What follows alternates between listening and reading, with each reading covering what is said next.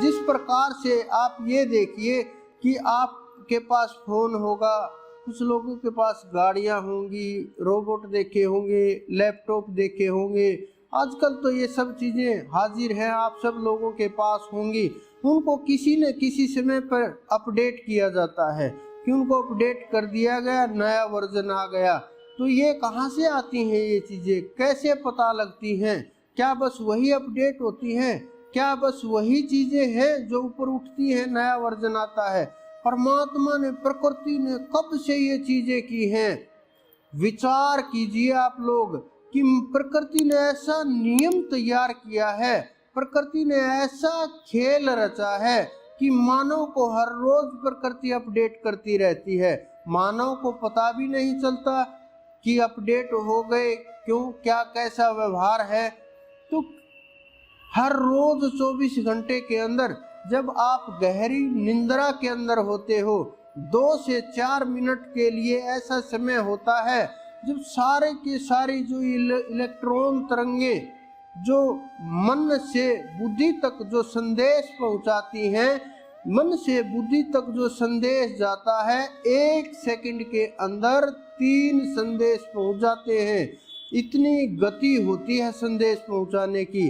तो जो ये संदेश पहुंचते हैं ये रोक दिए जाते हैं। गहरी निंद्रा के अंदर जब होते हो, 2 से 4 मिनट का ऐसा समय होता है कि आपको कुछ भी पता नहीं होता। आप जी रहे हो, मर रहे हो, सांस चल रहा है, सो रहे हो, जाग रहे हो, कोई शरीर का दर्द, कष्ट कुछ भी अनुभव नहीं होता।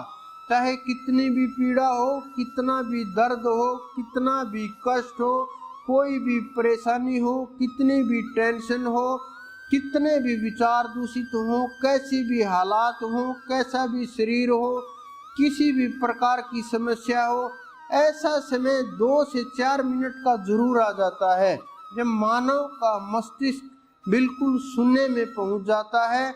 और उस शून्य के अंदर जो समय होता है वो एकदम से रिफ्रेश हो जाता है और एकदम से जब उठते हो आपको महसूस होता है हाँ कुछ अलग सा है, एनर्जी सी महसूस होती है।